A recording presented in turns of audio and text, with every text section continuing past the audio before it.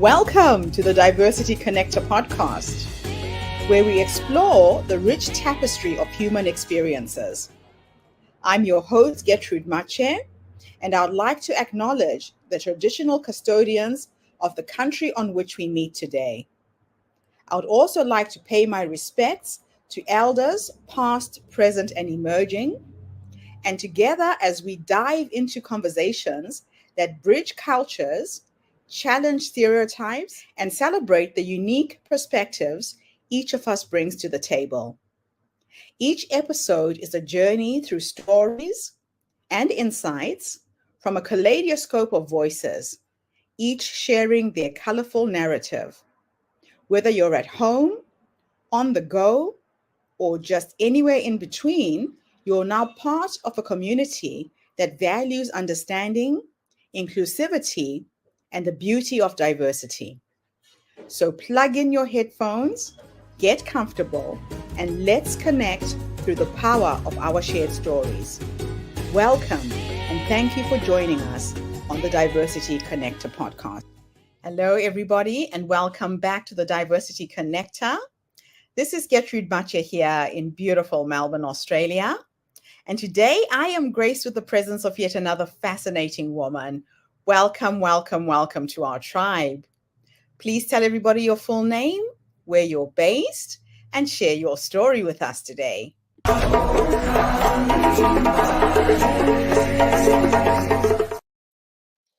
Hello, Gertrude, and hello, everyone. Thank you for having me. My name is Karen Hollenbach. I am based in beautiful Melbourne, Australia also. So sharing with you a little bit about my story, and I guess probably a pivotal moment for me where I realized I couldn't have it all. And as a woman growing up in the 70s and 80s, I was born in 1974, I was really told that I had the world at my feet and the world was my oyster, so to speak. So I've always felt like I had a lot of options until I had children. And I realized at that point, and it was in the early stages of having toddlers. So I think I had a relatively newborn, let's say 6 months old, and a probably 3-year-old by that point. And my mum was diagnosed with a form of dementia. So dementia is really the umbrella term. She had vascular dementia and Alzheimer's.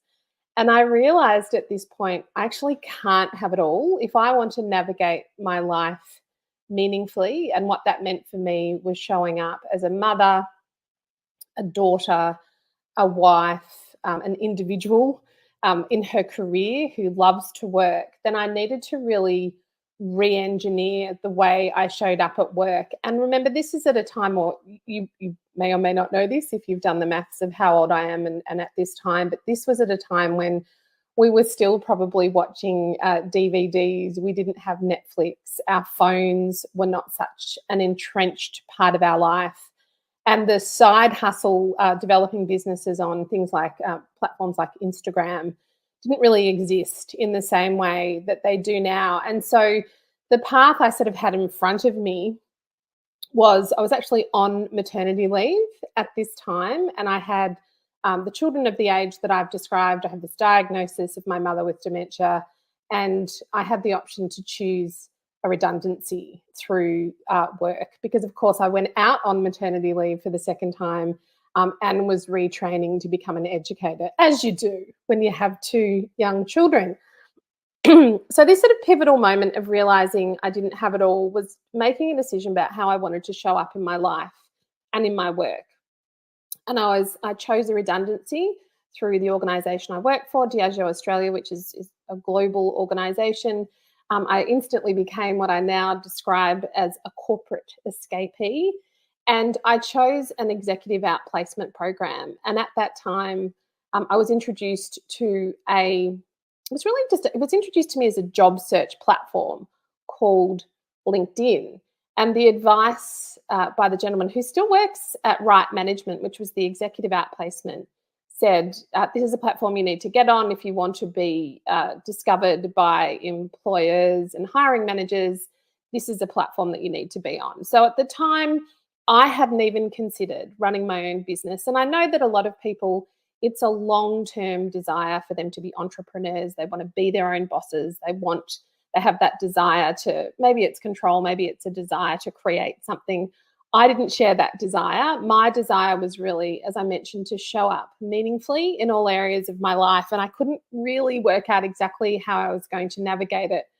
But that diagnosis of my mother's Alzheimer's and vascular dementia made me realize I needed to completely re-engineer the way that I work. And so when I was introduced to LinkedIn, as someone who's naturally curious, I'm also a trained marketer as well as a trained teacher. I'm registered with the Victorian Institute of Teaching, and I got that when I had those 2 young children and I was retraining as a teacher while I was on maternity leave from a big job, thinking maybe you could have it all, but not really sure, and realizing rapidly that you couldn't, and the diagnosis really did that for me. I started to really look at LinkedIn as a tool and played around with it I created a profile, which is free. And that's one of the things I love about it as a platform. If you have access to a computer, either at home or at your local library or wherever you are being educated, or any community services available to you, you can set up a free LinkedIn account. And I was able to really research what was going on in my industry and what was going on beyond my industry. And I very quickly realized I wasn't going to return to work in the same capacity that I had previously. So I had a full-time job when I went on maternity leave the first time. I returned to work. I think I came back to work and worked 4 days a week. But with a second child, I didn't think that was tenable. I got the redundancy, and I started to give me the breathing space to finish my postgrad studies, become a teacher. And then I started to think about how I wanted to show up in the world. And these were big questions I was having to answer at a time when I had 2 young children, which I really feel like you're in the trenches at that point. It is really hard to see beyond the meals that you're preparing, the parks that you're visiting, the clothes that you're washing, the overwhelming amount of work that comes with raising a family. But I slowly did start to work out that LinkedIn was an excellent platform for me to stay meaningfully connected with my professional community. And because I'd finished my corporate career at quite a senior level, I had access and networks and could connect with people who I'd worked with previously who sort of moved on to more senior roles at the time that I like to say, growing my children. And this served me really well and has served me really well over the long term.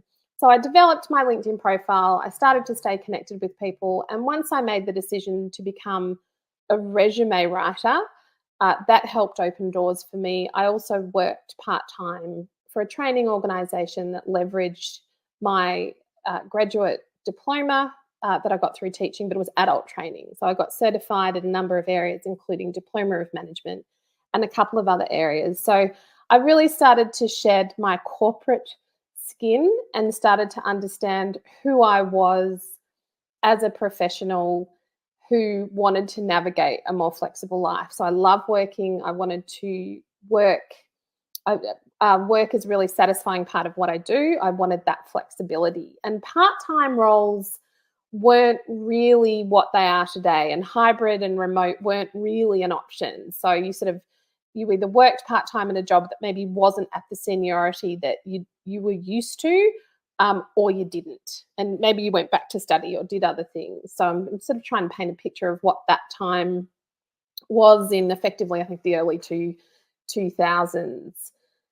So I decided after all of this, through the resume writing business, which eventually became also the LinkedIn profile writing business, to establish an organisation called Think Bespoke. So that was established in 2000. We became a company in 2015, and we help quieter and more thoughtful folk be heard and get found. And the main tool that I use to help people do that is through LinkedIn, by helping people learn how to use LinkedIn as a tool for all of the ways that I've described to you. I used it. So for research, to stay connected to people who I'd worked with or had studied with, and to expand my connections, to learn from others. And LinkedIn has a fantastic LinkedIn learning tool that it will tell you have to pay for, But effectively, if you are a member of a local library or you've got online digital membership with libraries, which are generally free, that's your local library via your local council, many libraries will actually give you access to LinkedIn Learning, and there's a lot of resources there. So it's not as good at learning as maybe a certificate 3 or 4, an undergraduate degree, but certainly there are some excellent resources via LinkedIn Learning, but also following relevant people on LinkedIn. So I kept writing resumes for people on LinkedIn profiles, and as my children grew older and they started to go to school, and I started to expand the amount of time I had to work on my business, I had a number of clients come to me who said, look, I want you to do for my business what you're doing for your business on LinkedIn. And this was really interesting for me because up until this point, I'd really been in the domain of working with people in the career space, talking to them about career change, telling my story of career change, talking about having to really re-engineer what it means to show up at work and to do that on your own terms, and that has real financial impact in the short term. When you go from earning a full-time corporate salary to not earning a salary, and at one point I was relying on, there was a government subsidy offered to people who, parents who stayed home and look after their children. So as a family unit, my husband was working, but we really did rely on that dynamic. So I was sharing that part of my story with people, helping them write profiles, helping them make those career changes. But I was attracting this organizational client that was saying, well, you're doing a really good job of promoting Think Bespoke via the tools that you're using on LinkedIn through the company page. How could you do that for our organization? So fast forward to 2023, and I now lead an educational consultancy that specializes in LinkedIn.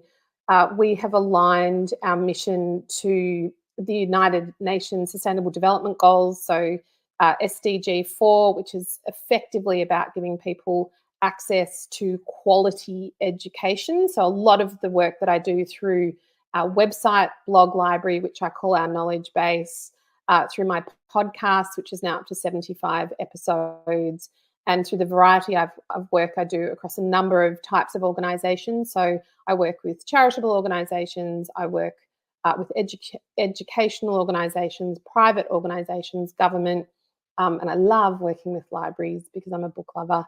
So all of that work we do, it's really about helping that beginner learner of how to embrace LinkedIn and how to use it as a tool to, there's so many ways you can use LinkedIn, but effectively to help you find your voice and tell your story. And in doing that, there's that really important research step that I did, which was simply logging in, creating a LinkedIn account, and having a look at what was going on in the industry and other industries that potentially I wanted to work in, and then to build the confidence over time to work out how I was going to show up online. And really, since the establishment of Think Bespoke, this idea of online reputation management and having a personal brand has really evolved.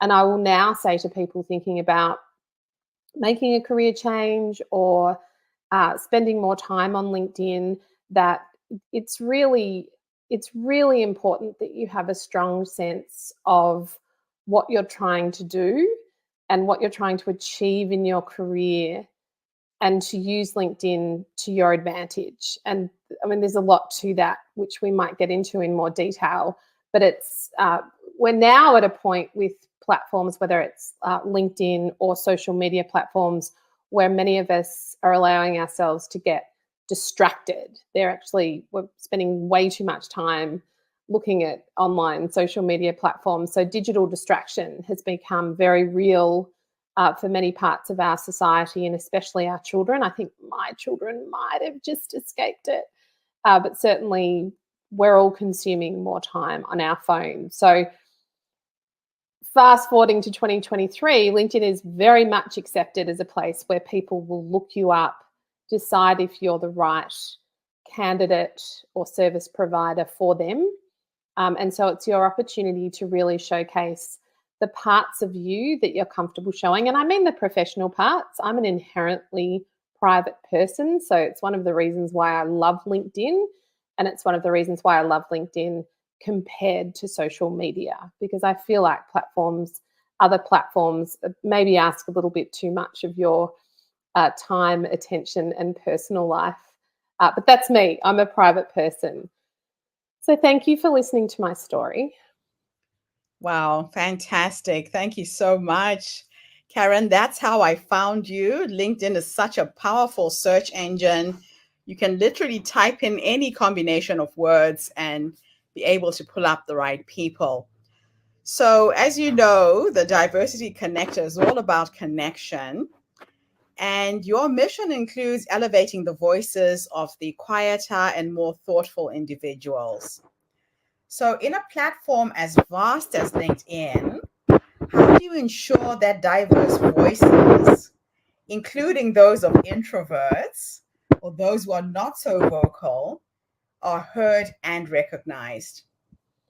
Well, I think it's really about understanding how they can leverage LinkedIn. So there's key features to help your voice stand out. And I'm always sort of nervous about standing out when I'm talking to introverts. But for quieter folk, I hear people talk about they're more extroverted, and I'm not saying extrovert equates to being less competent at all, but they're saying people who are better at self-promotion tend to advance their career further than those that are quieter. So that's the real opportunity on LinkedIn, to understand the different parts of your LinkedIn profile.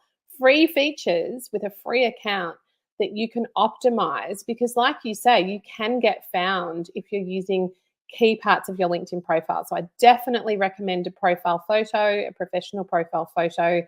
I definitely recommend you really filling in all the key parts of your LinkedIn profile to help people find you. I think also options like creator mode. So you can choose, it's a free feature for people who want to maybe commentate or weigh in on or engage with other creators about particular topics. So you get to choose up to 5 topics, which become hashtags that are featured at the top of your profile. So it gives people a sense of, when they come to your profile, what it is that you're interested in and want to talk about, without you having to have a conversation with them. You can just look at the profile and say, well, if you look at mine, for example, at the moment it has ambivert, which is attendance. It's the sort of sits in between the introvert and the extrovert continuum. It also has digital minimalism. So you heard me talk about this idea of digital distraction. I'm really interested in people leveraging tools like LinkedIn, but then also just getting on with their lives. And it also, of course, has LinkedIn marketing and LinkedIn training. Another really interesting way people can get found, can really stand out on LinkedIn if they want to, without having to record a video or do a dance to draw attention to themselves, is this idea of collaborative articles. So now LinkedIn has an AI tool effectively that generates what it considers to be topical articles. And so you can search through these collaborative articles and choose to commentate and share your perspective up to 700 characters, I think it is at the moment. And if you do that regularly in particular areas of expertise that are aligned to the skills that you have listed in your LinkedIn profile, and you can list them in main skills, you can list your skills in particular roles, education, volunteer work, and then the blocked section of skills at the end, that if you're contributing regularly and people are voting or liking your contribution, which you'll find that they will, you will get nominated with a LinkedIn community badge. And that's great, because that expands your reach on LinkedIn, and it means that topics that you are talking about, you will LinkedIn will recognize that and expand your reach to people who you're not connected with. So it's an amazing tool. So is that automatic? The badges that people get, because sometimes we don't know how to really navigate what to do, how often should you be posting? What are your guidelines there? Well, that's a really interesting question. And specifically about collaborative articles, it's not about posting. So it's about commenting. And this is the really interesting part that I like to share with quieter and more thoughtful folk, because there's this feeling that I have to be a big content creator. So it's not automatic, but it is strategic and it is intentional. So what I want people to do is, rather than be prolific content creators, I want them to think about being strategic content curators. So interesting articles that you might have read, you can repost or share via your LinkedIn profile. But this collaborative article piece is really specific about commenting just on the AI generated articles. And LinkedIn will, it's not automatic, but there's a series of steps that you can do, which is commenting intelligently and adding value to community with these comments that will give you a badge. And I've been using this tool for about 3 months. And it's interesting because I first got given a small business community badge, which I thought, okay, that's interesting. They're sort of having a look at the things I'm commenting on. And then more recently, I've been commenting on executive leadership type topics. And so my badge has changed from small business top voice or community badge to thought leader or thought leadership. So they can, the LinkedIn editors will have a look at how you're contributing. And I guess contributing, the point I want to make for quieter people is contributing doesn't mean writing a really long form post or doing a video of yourself or having to regularly post what's in your heart and being terribly vulnerable or posting the humble brag, which is a trend I'm seeing on LinkedIn and I don't love because I don't think the words humble and brag really go together. With so many social media platforms available, what is it about LinkedIn that makes it a unique and potent tool for professionals to showcase their diversity and expertise? I think it's a great question. And I think it's sort of confusing for people, you know, where do I need to show up? And I think the thing to remember about LinkedIn is it is a professional networking platform. So even though it gets classified as social media, it is a place where people connect, collaborate, learn, stay informed, and reach out and share their insights. So I think it's really the advantage that you have if you're choosing to spend time on LinkedIn is to remember that it's professionals. It is that place to learn. It is a place to do research. You don't have to be posting all the time. There's not that pressure for you to do that. It's a place to get found for your skills and experience. It's a place where you can get a job. And it really does, because there's listed jobs there and you can set up job alerts and you can let organizations know if they have a recruiter license that you're interested in, not a recruiter license, if they have a particular tab that you're interested in working for them. And so it really encourages that sense of community and connection. And I think that in that way, it's more wholesome in many ways because there's that networking element versus that I'm going to tell you how fabulous my life is. Well, actually, you know, I'm really happy for you if you've won an award and well done you, and great if you're doing further education and you've got a new job. But it's the commenting and the collaborating and I like to think of it of this, we don't always have to agree, but we can discuss it on LinkedIn. Yes, I love that. So many professionals struggle to find and convey their authentic voice on platforms like LinkedIn. What are some strategies that you can suggest to ensure that their LinkedIn profile resonates with their true selves?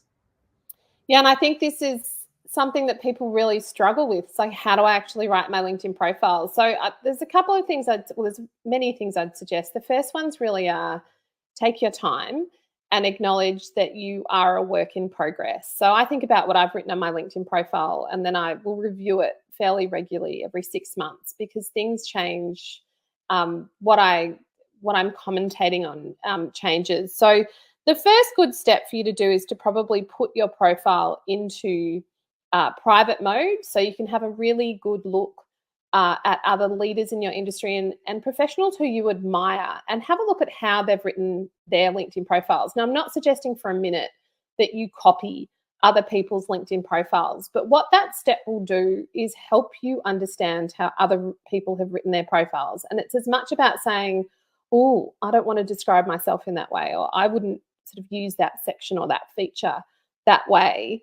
But or there's things that you really like and you can say to yourself, well, what's my version of that? And a really good filter, sort of 2 filter questions to ask yourself when you're writing your LinkedIn profile is, well, what do I want to be known for? Or what do I want to be the go-to for? Or when people think about me, what do I want them to consider? And that's the sort of difficult for people who maybe haven't spent time thinking about that. But at the very basic level, that can be, well, what's a topic or a subject that you're interested in?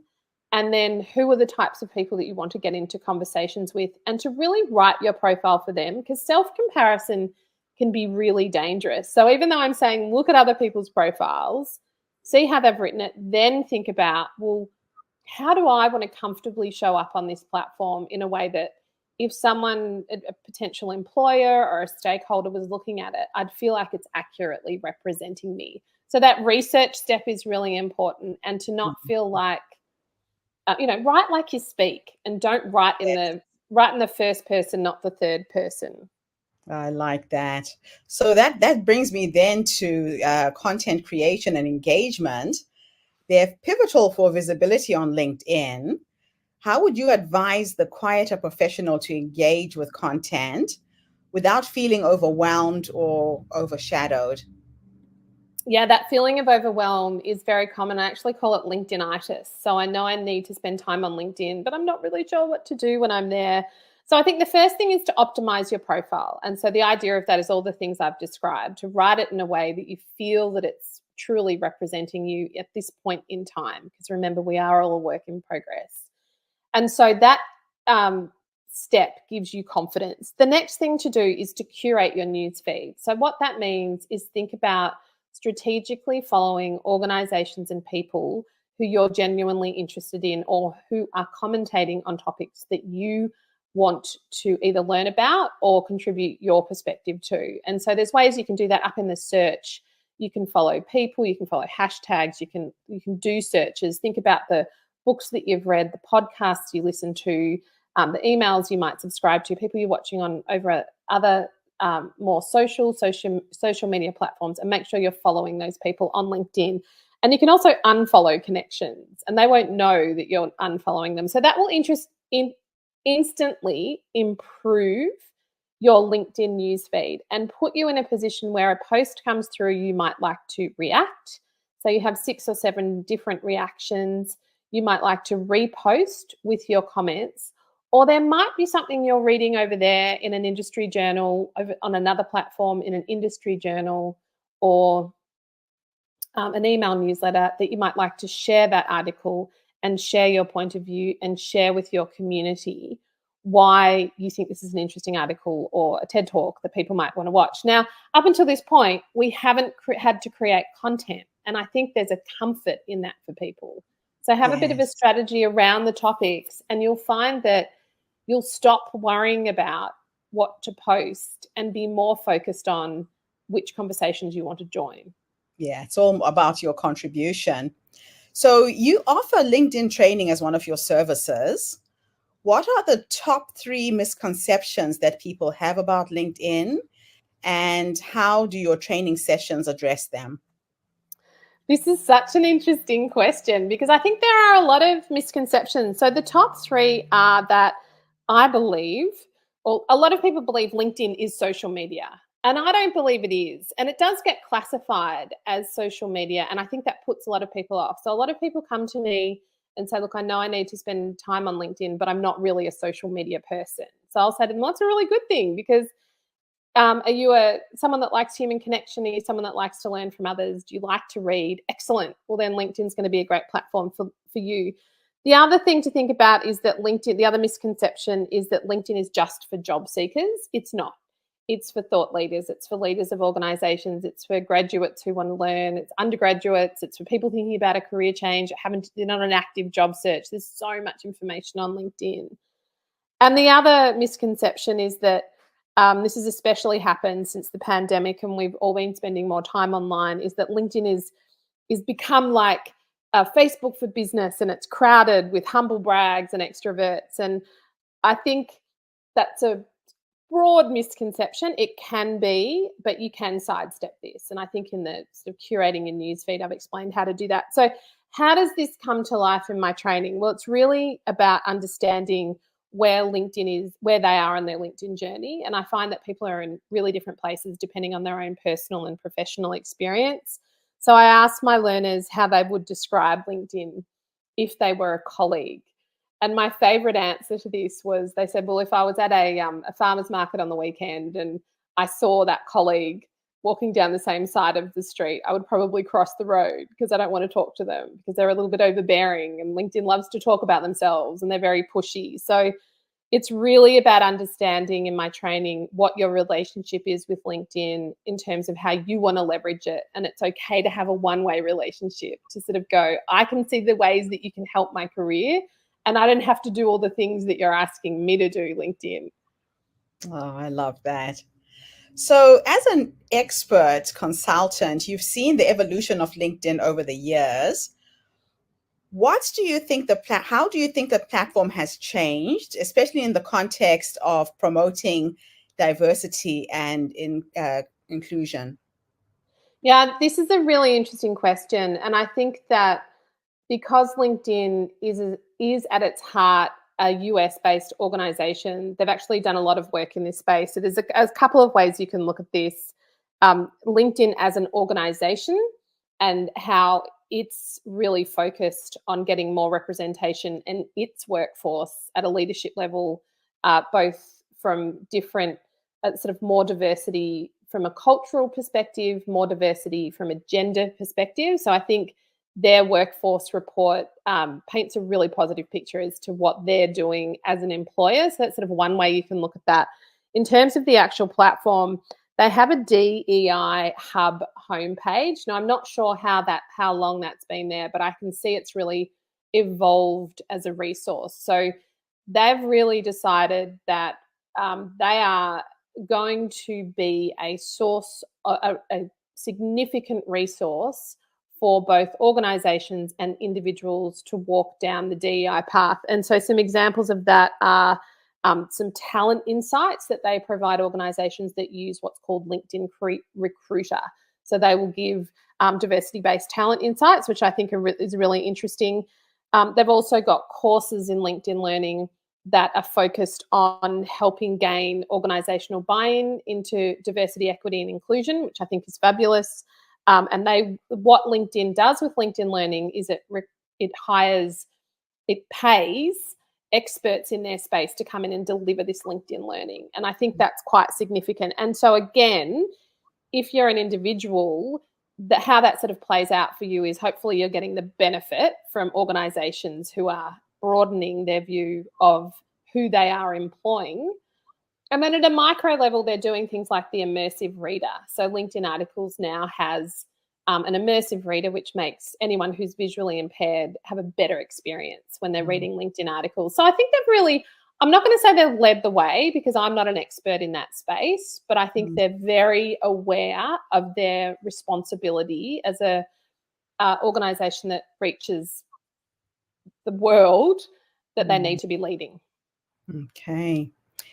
So your work with institutions like the Monash Business School and RMIT University Careers Team is commendable.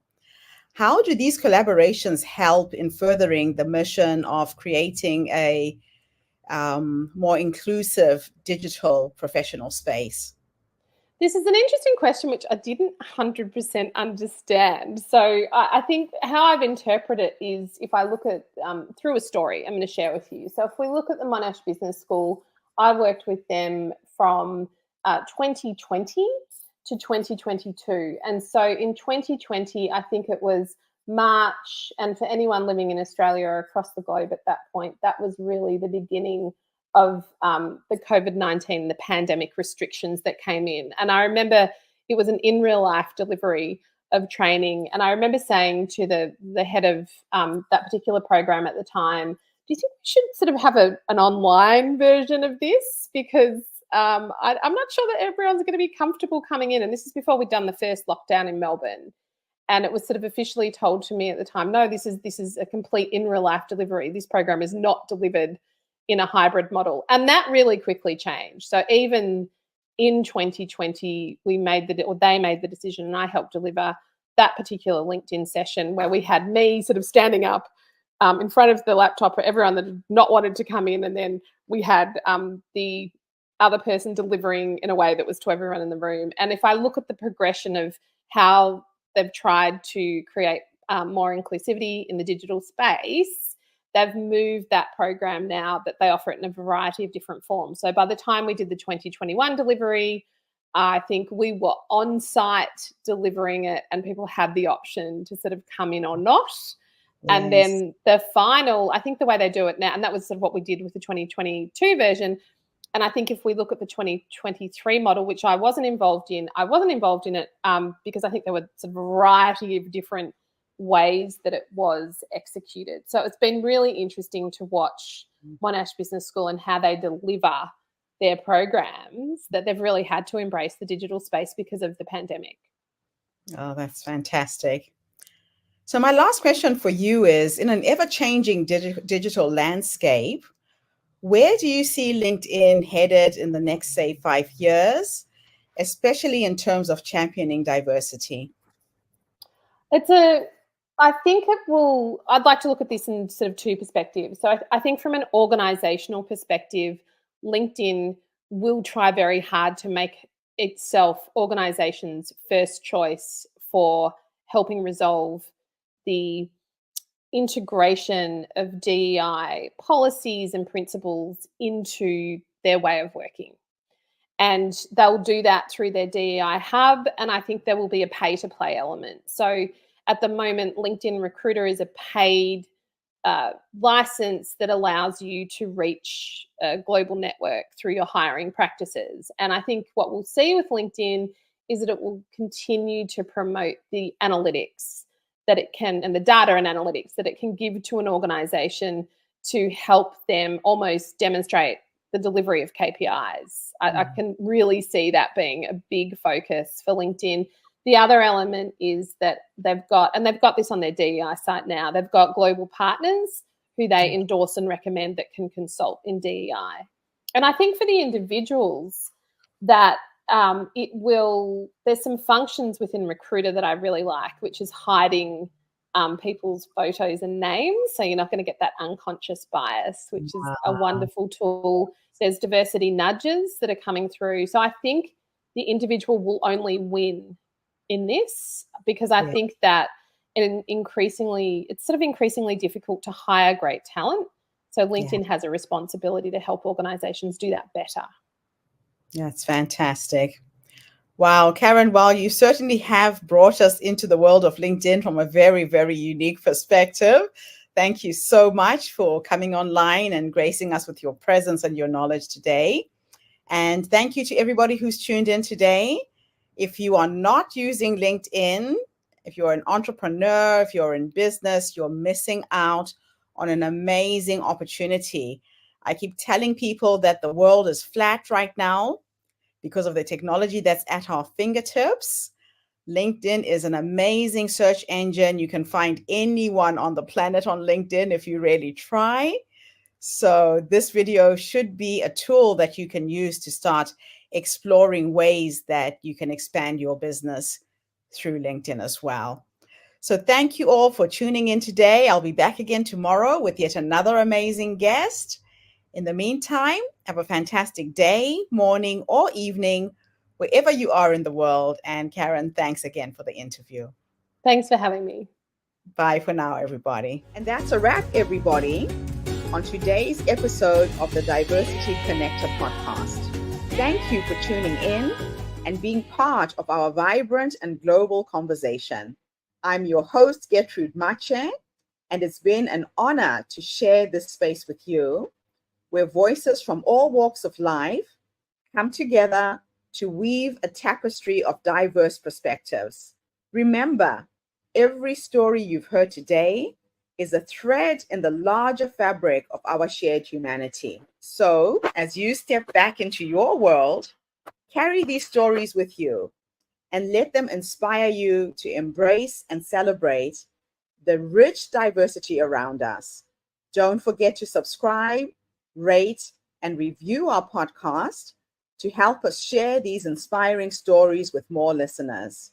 Do follow us on social media by looking for the Diversity Connector podcast for more updates. Until then, keep connecting, keep listening, and keep celebrating the beauty of diversity. This is the Diversity Connector podcast signing off. Stay curious, stay open,